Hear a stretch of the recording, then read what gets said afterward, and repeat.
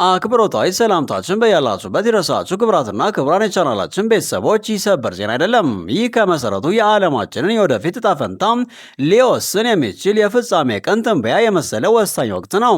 መካከለኛው ምስራቅ ከመቼውም ጊዜ በላይ ባልታሰበና አስፈሪ ግጭት አፋፍ ላይ ከመንጠልጠሉ የተነሳ ዓለም አቀፍ ማህበረሰብ በሙሉ ትንፋሽን ውጦ ምን ሊፈጠር ይችላል በሚል ፍርሃትና ስጋት ውስጥ በጥልቅ ገብቷል። የዓለም መሪዎች ከመቀመጫቸው ተነስተው ሁኔታው ሙሉ በሙሉ ከቁጥጥር ውጭ ሊሆን በሚችልበት ወሳኝና ገዳይ ምዕራፍ ላይ እንደደረሰ በፍርሃት እየተመለከቱ ነው። የፍርሃት ማዕበሉ የጀመረው የእስራኤል መንግስት ባልተለመደ ሁኔታ እጅግ አስደንጋጭና ቀስቃሽ የሆነ ኦፊሴላዊ መግለጫ በማውጣቱ ነው። ይህ መግለጫ በኢራን ላይ ወታደራዊ ጥቃት ለመሰንዘር ሙሉ በሙሉ ዝግጁ መሆኑን በግልጽና በማያሻማ ሁኔታ ያመለክታል። እንዲህ አይነቱ አዋጅ ከዚህ በፊት ታይቶ የማይታየው የስትራቴጂ ለውጥን የሚያሳይ ሲሆን ይህ የመጣው የእስራኤል የስለላ ድርጅት ሞሳድ ከቴህራን እየጨመሩ የመጡትን አደገኛ የክልላዊ ወታደራዊ እንቅስቃሴዎችና እጅግ አሳሳቢ የሆነውን የኒኩሌር መርሃ ግብር አስመልክቶ አዲስና እጅግ ትኩረት የሚስብ ማስረጃ የተደገፈ የስለላ መረጃ ካገኘ በኋላ ነው።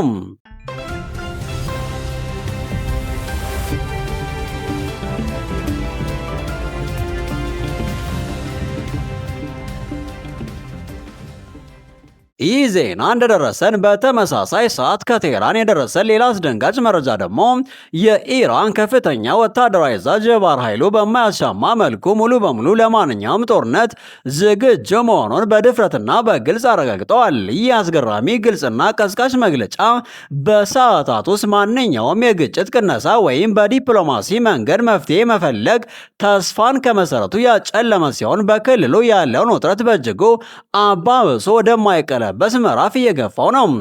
በእነዚህ ሁለቱ ጥንታዊ ጠላቶች እስራኤልና ኢራን መካከል የቆየው መራራ ጠላትነት አሁን ወደ ፍጻሜ ምዕራፍ ሙሉ በሙሉ ግጭት እየደረሰ ይመስላል። የቃላት ፍጥጫውና የወታደራዊ ዝግጅት ጥምረት አንድ አስፈሪና ግልጽ ምስል ያጎላል። ቀድሞውንም ተለዋዋጭ የነበረውን የመካከለኛው ምስራቅ ክልል ወደ ትልቅ ሁሉን አቀፍና እጅግ አውዳሚ ግጭት አፋፍ እየገፋው ነው።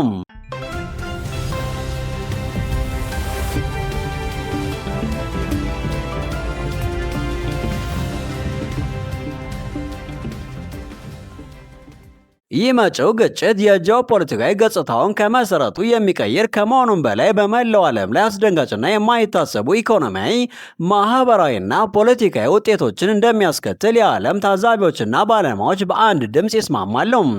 የዓለም መሪዎች አሁን ትንፋሽ አጥተው ዓለም የፍጻሜውን ቆጠራ የጀመረ እንደሆነ በማሰብ በከፍተኛ ስጋት እየተመለከቱ ነው። የቀጣዮቹ ጥቂት ሰዓታትና ቀናት የሚወስኑት ወሳኝ ውሳኔዎች ለመላው ዓለማችን ወደፊት ዕጣ ፈንታ ወሳኝና የማይቀለበስ ይሆናል። ታሪክ እየሰራ ነው። እናም እያንዳንዳችን የዚህ አሳዛኝ ክስተት ምስክሮች ነን። ሁኔታው ከጊዜ ወደ ጊዜ እየተወሳሰበ ከመምጣቱም በላይ የዓለምን የወደፊት ዕጣ ፈንታ አደጋ ላይ የሚጥል ታሪካዊ ደረጃ ላይ ደርሷል። የሁኔታው አሳሳቢነት ይበልጥ ጎልቶ የሚታየው ከአይዲኤፍ በሚወጡ ሚስጥራዊ እጅግ አሳሳቢ ምንጮችና ወሬዎች ብቻ ሳይሆን እነዚህ ምንጮች በመላው ዓለም በሚገኙ የስለላ ኤጀንሲዎች ዘንድ እየተጠናከሩ መምጣታቸው ነው።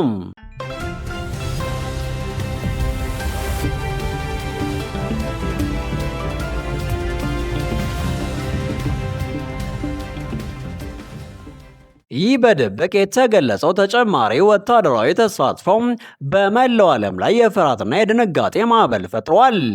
ምክንያቱም የዓለም አቀፍ ግንኙነት ባለሙያዎች፣ ወታደራዊ ተንታኞች፣ የሰብአዊ መብት ተሟጋቾችና ኢኮኖሚስቶች ወደፊት ሊከሰት የሚችለው ሰፊ ግጭት ዓለም አቀፍ ኃይሎችን በፍጥነት ሊያሳትፍ በቀጥታም ሆነ በተዘዋዋሪ በዓለም አቀፍ የኃይል ገበያዎች ላይ አስከፊና ያልተለመደ የዋጋ ንረት፣ የአቅርቦት ሰንሰለት መቋረጥና የጥፋት መዘዝ ሊያስከትል እንደሚችል በከፍተኛ ስጋት ያስጠነቅቃል። በቢሊዮኖች የሚቆጠሩ ሰዎች መፈናቀል፣ ከፍተኛ የምግብ እጥረት፣ የንጹህ ውሃ እጥረትና ገዳይ የሆኑ በሽታዎች ሊከሰቱ ይችላሉ። ነው። የዓለም የጤና ድርጅት ሳይቀር ማስጠንቀቂያ አውጥቷል። እያንዳንዱ የሚያልፍ ቅጽበት ውጥረቱን እያባበሰ ይሄዳል። ይህንን ክልላዊ ግጭት ከቀላል ግጭት ወደ አስቸኳይ ዓለም አቀፍ የድንገተኛ አደጋ ሁኔታ አሸጋገረው። ይህ የዓለም መሪዎችን አስቸኳይ ያለ አንዳች ክፍፍል ትኩረትና ወሳኝ እርምጃ ይጠይቃል። ይሁን እንጂ ዲፕሎማሲው ሙሉ በሙሉ የሚሰራ አይመስልም። የተባበሩት መንግስታት ድርጅትም ቢሆን በሁለቱም ወገኖች በኩል ትብብር ማጣቱን አስታውቋል።